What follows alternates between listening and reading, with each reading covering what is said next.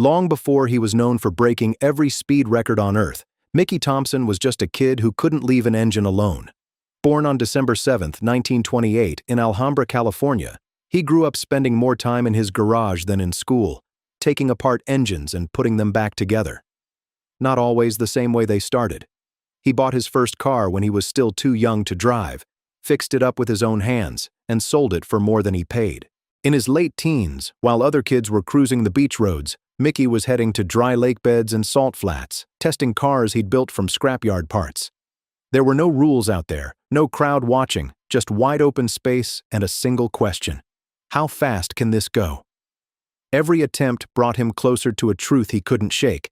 That speed wasn't just fun, it was something he needed to understand.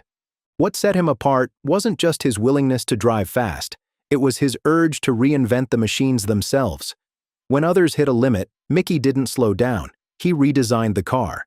He moved engines, changed chassis, invented new ways to put power to the ground just to see what happened next. People called him bold, reckless, brilliant. But no one could ignore what he built, because every machine he touched seemed to hint at something no one else had seen yet. At the flat, white salt of Utah's Bonneville, one car changed everything. Not because it was pretty, but because it dared to go faster than anyone had ever gone before. When Mickey Thompson drove his custom-built Challenger 1 across that salt on September 9, 1960, the speedometer didn't just climb, it leapt. He wasn't driving a regular race car.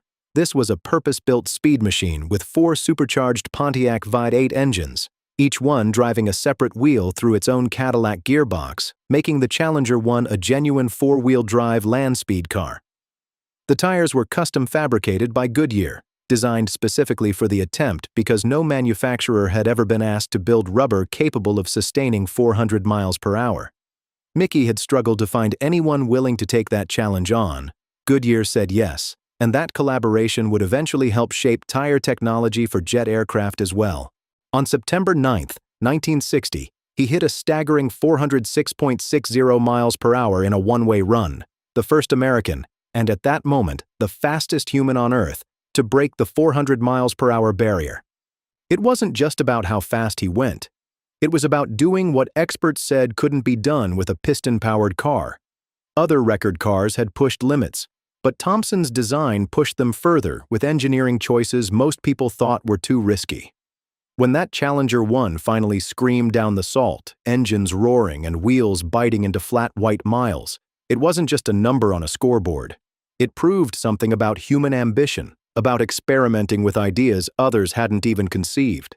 At the barren expanse of the Bonneville salt flats, a man named Mickey Thompson didn't just push a car forward. He challenged what the world believed machines and people could do. In 1960, behind the wheel of his home-built Challenger 1, he became the fastest man alive with a one-way pass of 406.60 miles per hour, faster than many frontline military jets of the era during their takeoff rolls.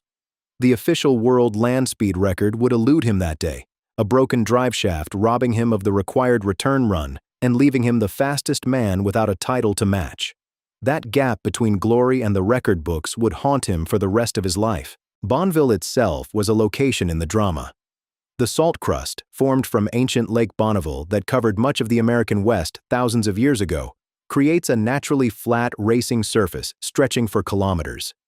Drivers often describe the sensation as piloting a vehicle across a frozen ocean. But the surface was unpredictable. A slight change in salt moisture could mean the difference between grip and catastrophe. Mickey wasn't chasing a headline. He was chasing what came next, faster, more precise, more engineered to perfection. To pursue that dream, he designed radical machines, impossibly long and narrow bodies to reduce drag, multiple engines working in unison, and custom components fabricated from scratch because nothing commercially available could survive the stress. The Challenger 1 used 4 supercharged Pontiac V8 engines, each breathing through a 671 GMC blower and each powering a single wheel independently. The combined output was approximately 2,000 horsepower. Synchronizing them was a mechanical nightmare. If one engine fell out of rhythm, the entire car could tear itself apart. Fans at Bonneville didn't just watch a record attempt. Every twist of the throttle, every vibration felt through the salt crust, hinted that this was more than racing. It was applied aerodynamics at full scale. At over 600 kilometers per hour, air stops behaving like an invisible medium and starts acting like a wall. The car's shape mattered more than raw power. Even the smallest protrusion could create turbulence strong enough to destabilize the vehicle. The Challenger 1 run put Mickey's name in the history books and opened a door others would walk through for generations. Before him, land speed felt like a contest of engines. After him, it became a contest of engineering ecosystems, aerodynamics, materials, stability, human endurance, and teamwork. The cars grew longer, the wheels narrower, the bodies smoother, until they resembled missiles more than automobiles. What Mickey started with that first breakthrough was not merely a number, it was a mindset. Right after breaking records on salt and asphalt, Mickey Thompson didn't slow down. He shifted gears entirely. By the early 1960s, he had begun channeling his hard-won knowledge of extreme speed tires into a business of his own. Having seen firsthand how impossible it was to find rubber capable of surviving 400 miles per hour, only Goodyear had answered his call for the Challenger 1, he understood that a gap existed in the market. In 1963, working with engineer Gene McManus, he launched Mickey Thompson Performance Tires, based in Stowe, Ohio. The company began by developing special tires for Indianapolis 500 competitors. Racing at the Brickyard presented its own brutal demands of heat, load, and cornering stress. From there, the product line expanded to street performance and muscle cars. These weren't ordinary tires. They were engineered to survive forces that would shred conventional compounds in seconds. But tires were only one part of his vision. Mickey saw something others dismissed as chaos: off-road racing. Where traditional circuits offered predictability, the desert offered punishment. Rocks, sand washes, cactus, silt beds, and terrain that could change overnight. To him, that unpredictability wasn't a flaw. It was the ultimate test of machine and human resilience. In 1973, he founded SCORE International, creating a formal structure for off-road competition across North America. What had once felt like loosely organized endurance adventures became sanctioned events with rules, safety standards, vehicle classes, and media attention. Races like the Baja 1000, already a legend in desert racing before SCORE formalized the sport, became the proving grounds that defined the discipline. Teams now built vehicles specifically for desert survival, not just speed. Under Mickey's influence, off-road racing became louder, more organized, and more ambitious. Sponsors entered, media followed, fans lined remote desert checkpoints. The sport developed legends, rivalries, and innovations that filtered back into consumer trucks, SUVs, and all-terrain tires. While his name became common in garages, pits, and tire shops, Mickey's influence spread quietly through engineering culture. He proved that performance wasn't confined to racetracks or speed records. It could be tested in dust, heat, darkness, and uncertainty. What he built wasn't just a tire company or a race series. It was an ecosystem. Manufacturers, fabricators, drivers, mechanics, sponsors, and fans orbiting around a shared challenge: how to make machines survive where roads do not exist. And in that way, his legacy in off-road racing mirrored his legacy on the salt flats. The belief that limits, whether of speed, terrain, or imagination, are not walls. They are invitations. Two big names in motorsport once joined forces to reach audiences far beyond the track: Mickey Thompson, already famous for land speed and off-road innovation, and Michael Goodwin, a promoter who had reshaped how Americans watched motorcycle racing.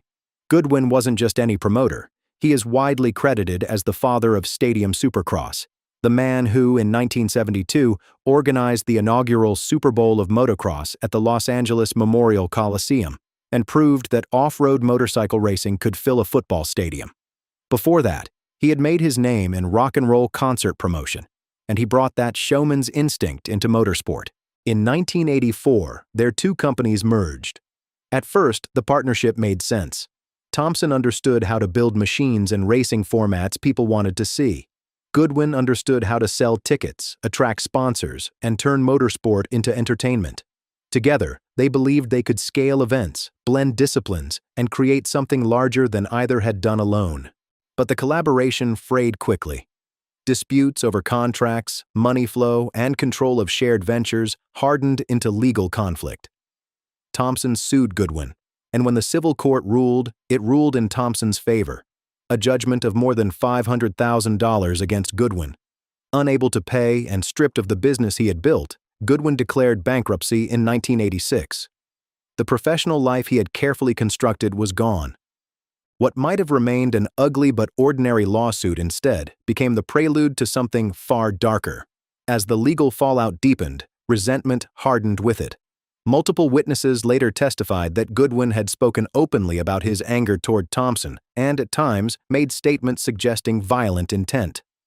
By the time the dust settled in court, people around both men sensed the hostility had moved somewhere beyond ordinary bitterness. The lawsuit had ended in a courtroom, but the consequences didn't stay there. When Thompson won his civil judgment, a ruling that would eventually drive Goodwin into bankruptcy, it wasn't just a financial loss for Goodwin. It was a humiliation, a career-ending verdict handed down by a man he had once called a partner. Mickey had testified plainly about the business they once shared, about how investor funds were handled, about how projects fell apart, about what he believed had happened to his money. His testimony helped build a clear picture of the dispute, and the jury had listened because this wasn't a distant observer. It was a former partner speaking from direct experience. The weight of that testimony filled the room. The civil judgment against Goodwin was final. It left him financially destroyed, publicly on the losing side of a bitter business split, and unable to pay what the court said he owed. On paper, it looked like justice had run its course. But outside the courthouse, emotions didn't follow legal procedure. People close to the situation later recalled how deeply personal the fallout had become, how anger didn't fade, and how the story between these two men didn't feel finished, even after the judge's decision. What seemed like a concluded legal matter quietly planted something else beneath the surface, something that wouldn't appear in court records, but would resurface years later in a way no one expected. It happened in a place that should have felt completely safe, their own driveway. On the morning of March 16, 1988, Mickey Thompson and his wife, Trudy, stepped out of their home in Bradbury, California, getting ready to leave for the day. The street was quiet, the routine was ordinary, and nothing suggested that two men had already been waiting nearby, watching for this exact moment. As the couple walked toward their vehicles, two gunmen moved in. Witness accounts and later investigations showed the attackers were controlled and deliberate. This was not a panic, not a random act, not a robbery. Trudy was shot near the end of the driveway, next to the family van. Mickey was shot near the garage. Both were pronounced dead at the scene. You would think a double murder in a quiet neighborhood would be solved quickly, but this one wasn't. After Mickey and Trudy Thompson were killed, detectives from the Los Angeles County Sheriff's Department collected what they could from the scene in Bradbury. There were shell casings, witness statements, a clear sign the attack had been planned. But there was no weapon, no clear suspect in custody, and no immediate trail to follow. And the case began to slow down sooner than anyone expected. As months turned into years, the investigation didn't stop, but it stopped moving forward. Tips came in from the public, names were mentioned, including that of Michael Goodwin, and old business disputes were revisited, yet nothing could be proven. The motorsports community kept asking the same question at events, in garages, and in magazines. Who would want Mickey Thompson dead badly enough to plan like this, and why hadn't they been found? For 13 years, the murders remained officially unsolved. The file grew thicker while the answers stayed thin. Detectives changed, leads went cold, and the case quietly approached that category investigators never liked to admit: a cold case. The investigation was kept alive largely by the tireless efforts of Thompson's sister, Colleen Campbell, who refused to let law enforcement let the file close. It was her persistence, combined with the reach of television programs like America's Most Wanted, that kept witnesses coming forward, slowly, over years, building toward something investigators could finally use. Cold cases rarely move forward without something new, and in this one, the new came from the past. Years after the murders of Mickey and Trudy Thompson, investigators went back to old witness statements, re-interviewed people who had spoken a decade earlier, and listened again to accounts that once seemed too thin to matter. And that's when a pattern started to appear. Several witnesses recalled conversations from years before the shooting, moments when Michael Goodwin had spoken openly about his anger toward Mickey Thompson after losing the civil suit. At the time, those comments sounded like the frustration of a man who had lost everything in court. But revisited years later, placed next to the methodical nature of the killings, those old words carried a different weight. One witness reported hearing Goodwin say he could have Thompson killed for $50,000. Another would later claim to have seen Goodwin scouting the Thompson neighborhood in the period before the murders. Then came the broader financial picture that prosecutors began to reconstruct. Around the time of the killings, Goodwin had liquidated his assets, purchased a $400,000 yacht, and sailed with his wife to the Caribbean and elsewhere, staying away for approximately 3 years.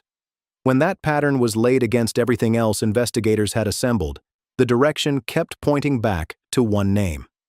In December 2001, 13 years after the murders, Michael Goodwin was arrested.